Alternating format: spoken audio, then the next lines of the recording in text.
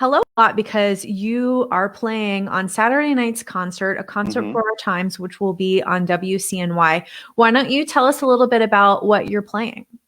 Uh, well, a few things. I'm doing a duo with Arvilla, violin and viola, with Arvilla, our principal violist.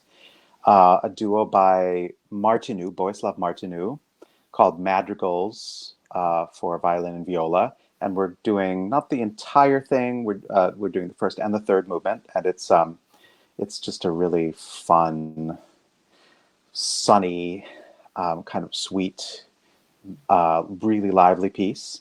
And then I'm doing some pieces by Dvorak, some really lovely romantic pieces. They're actually called four romantic pieces by Dvorak for violin and piano.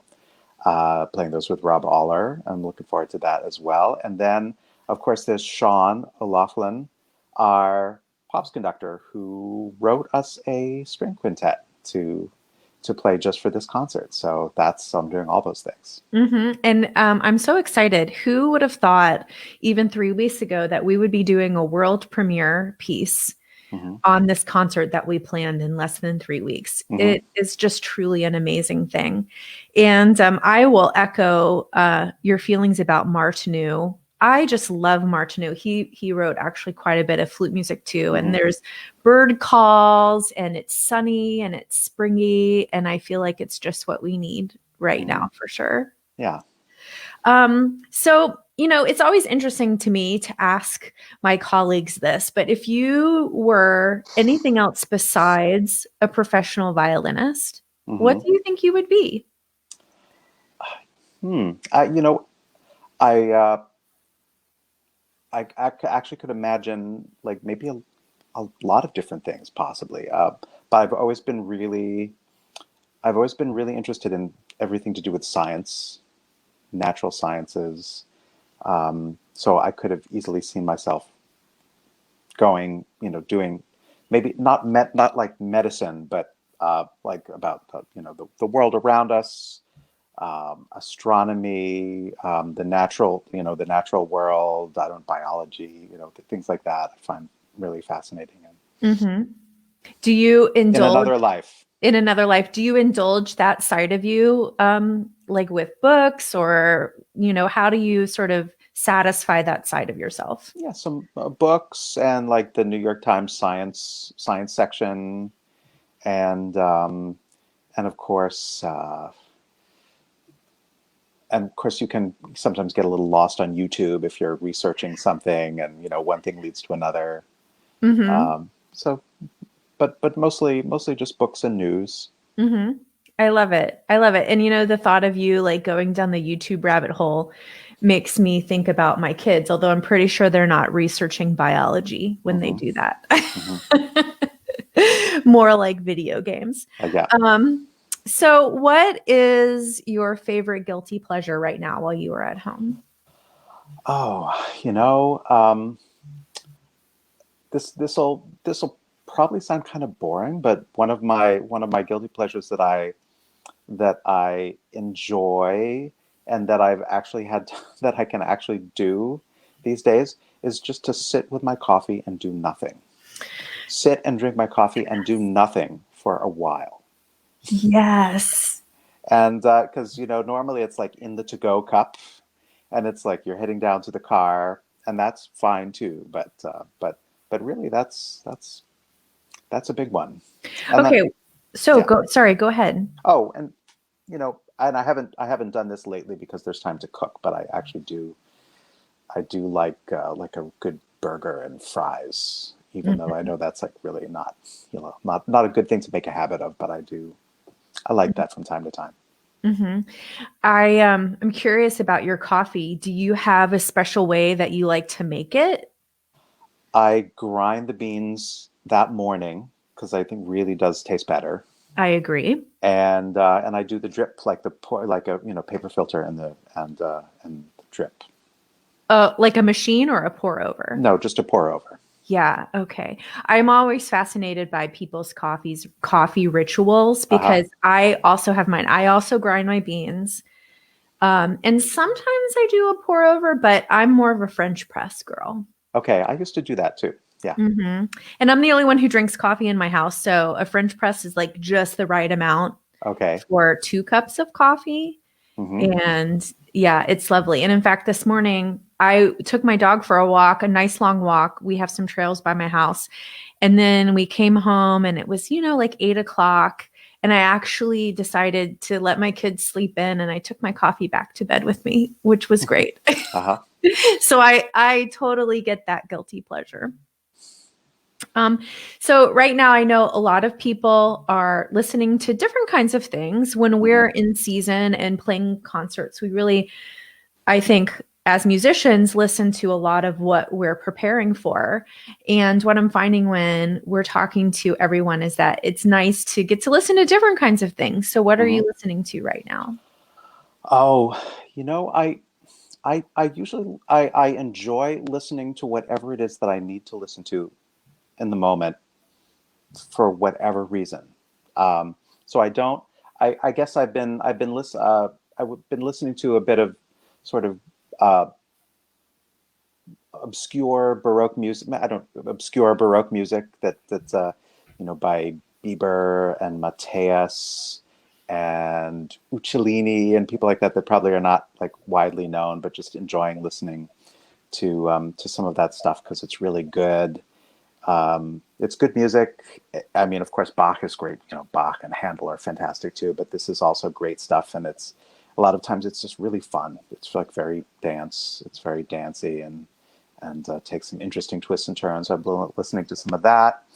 Some string quartets that actually had to do with a class that chamber music coaching that I do at Hamilton College. And since everybody had to scatter and go home, we had to continue our quartet, but we couldn't play together because you can't play remotely. You can't play together remotely. There's a No. delay, and it's just totally unworkable.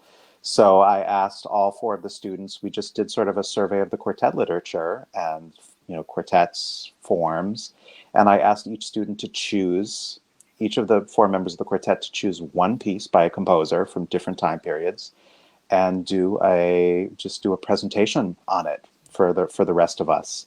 And in preparation for that, I listened to all these quartets, these quartets that they chose, and that's really enjoyable. And my son is on a very big classic rock kick these days, listening to all the stuff from the '60s and the '70s and the '80s, just up to the '80s. Hmm. And then he kind of feels like everything went downhill after that. And I have to say, I agree with him, but Hmm. I didn't tell him that. He came to that conclusion on his Yeah. own. Mitchell is a young man of big ideas, I think, Yes. and I would have to agree with him. All went downhill after the '80s, right? Yeah. So Well, he'll it's so he'll quiz me a lot, and he'll play this, oh, and it's like, who's the group? What's the song? And sometimes I'm ashamed to say like, oh, I know that I really know this song, but I don't know what it's called. I don't know what the title is. that happens to me all the time, Peter. I feel like you could play classical music and I could tell you what movement of what symphony Yeah. it is and when it was written, but play a song on the radio and I'm like, oh, I've definitely heard this before. I don't know who it is. And my husband just laughs and laughs at me because he's like, you're a musician. How could you not know this? I'm like, I Hmm. think there's just too much other things I have to keep up there in my brain. Absolutely. Stuff has to come out the other end when you push more stuff in. Exactly. What in So one ear and out the other. it's nice that you have Mitchell to make sure that you're staying hip and cool. Yep. um, so we're really excited about Saturday night's concert. It is going to be on WCNY, the TV station, the radio station, on YouTube, on Facebook. Anywhere you think you might be able to watch it, you are probably going to be able to watch it. And, I'm really curious to think after a hiatus of not really getting to play with anybody else for about 2 months, it's been about 2 months since our last concert. What are you most looking forward to in regards to playing music? What am I most looking forward to? Well, just getting to. Well, I mean, I have been rehearsing with our villa already, Right. so Hmm. we have fun with that, and just you never know. You never know what there's always a pleasure in coming together with other people and putting stuff together, and seeing what happens in the moment, and just that process is a lot of fun. The give and take, Mhm. and hearing what other people are doing and fitting to it, or and having and that sort of working things out through music. Yeah, I love it. And it's really interesting to think about that because that is one thing for us as orchestral musicians that's different when we're playing chamber music Hmm. than when we're in a situation with a conductor because when Larry is in front of us, he is really the person that is managing all of the pieces. Hmm. But when you're playing chamber music, it's up to each individual musician to sort of bring their take to the table and then you have to converge as Hmm. one. So it's Yes. this like interesting social experiment Hmm. too every time we play chamber music, which I love. And when we're working with people that, we know really well and that we play with often, it becomes this sort of dance back and forth of how to create something that makes everyone get the feeling that they're looking for and sounds fantastic.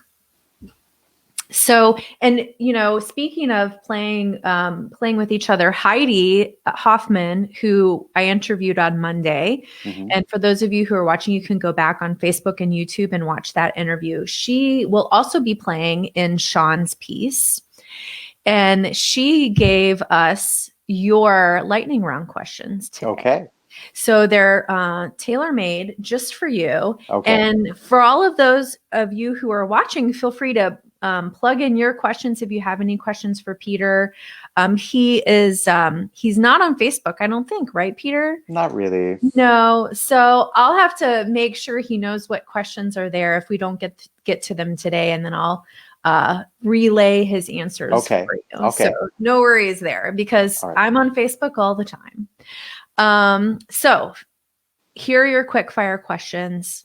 I already think I know what the answer is to the first one, but we'll go anyway. You Okay. ready? Yeah. Coffee or tea? Coffee. Of and course. and tea just when I'm sick and I feel terrible. Okay, so only when you're ill. Yes. Coffee every other day. I'm with you on that. What is your favorite orchestral concertmaster solo? The end of the Dvorak cello concerto, Mm. when everything gets really excited and the first violin, the concertmaster solo, joins the cello at the very end, and that just sort of like really like breathless kind of excited solo that kind of reaches a climax. Very end of the Dvorak cello concerto. That's one of my Mhm. that is my favorite. I can tell, like it came to you, like you instantly knew. Hmm. We'll have to find a clip. I'll find a clip of that on YouTube and I'll post it in the comments so people can enjoy that. Okay, I like this one. What is your spirit animal? My spirit animal, maybe I think people would probably say a bear. Is that what you would say? Probably. Okay. That's an interesting question. I would like to sit with that some more, but alas, we must move on. Okay. What is your favorite pre-concert meal? Nothing. You like to like I wait until I all like the to drama's wait done? and then yes, and then have something after. Okay, well, so what's your favorite post-concert meal? Oh, pizza. Pizza? Do you go to a pizza regionale? Well, it's usually too late, so I just go to whatever place is open. Uh-huh. The the gas station mart or whatever on the way home. Okay, wait. So just to be clear, your favorite post-concert meal is gas station pizza. Well, better pizza would be great, but at that usually when the concert's done and it's about 10:30, 11 o'clock, that's what's most accessible. I'm Or not or frozen pizza. knocking gas station pizza. I just wanted to be abundantly clear. Yeah. So I like that choice though. It's bold. hmm What's your favorite post-concert drink? Ah, Well, nothing alcoholic because I would just go right to sleep. So I would probably just say, I don't know, ginger ale or something like Hmm. that. Something fizzy, like a little bit of a celebration that the concert is done. Yeah. Okay, Um, well, we'll make sure that we've got some ginger ale and gas station pizza for you after the okay, concert on Saturday night. all right. Last question. Stradivarius or Guadagnini? I Oh, you mean Guarneri del Gesù, probably, right? Or I don't know. Guadagnini. I'm reading what Heidi wrote. Hmm. So, I would definitely go with the Stradivarius. mhm. But I did get to play on a Guadagnini once. Tell us about that. When I was doing my master's degree, and I got to play the Sibelius Concerto with my school orchestra at the University of Hartford, and my teacher loaned me his Guadagnini about a week or two before the concert to use and practice and play the concert on. So I did get to play on that. And this particular one, and he warned me about this before, that it was not an easy instrument to play. Oh, nice. That was And kind of him. but it sounded really good. And but sometimes that's the trade-off with amazing instruments. Sometimes they sound great, but that sometimes they're not actually easy to play. Sometimes it requires more work to play them. So it's a question of how hard do you want to work to get that reward? There are some great instruments that sort of almost play themselves, and then some that are kind of hard to play. So that one Mhm. was a little hard to play. Plus, it was my first time playing Sibelius Concerto, which is kind of scary. The first Yeah. time you do a concerto that's really hard like that. So I didn't have a super fun time. I got through it, and I did okay, but definitely Stradivari. Hmm. And I did briefly get to play. I did very briefly get to play Itzhak Perlman's Strad when he came Oh, to wow. play with us a few years ago, because always the concertmaster brings it out and brings it out for him Hmm. beforehand. And so I did get to do a few licks on it, and that was pretty amazing. Wow. I think about that often when we have soloists that come that have very special instruments like these that we're talking about. And I can't imagine what it must feel like to be playing on an instrument that is like literally older than our, anything that we can think of in this country almost. Hmm. And it's amazing to me that they have such lasting power. It's really cool. Hmm. Really, really neat. Well, Peter, thank you so much for hanging out with us today from your home. And I look forward to seeing you in concert on Saturday night. And I hope that everyone else can join us too at 8 p.m. on Saturday night, May 9th. Thanks so much, Peter. You're very welcome. It was fun. Bye, Kelly. Bye.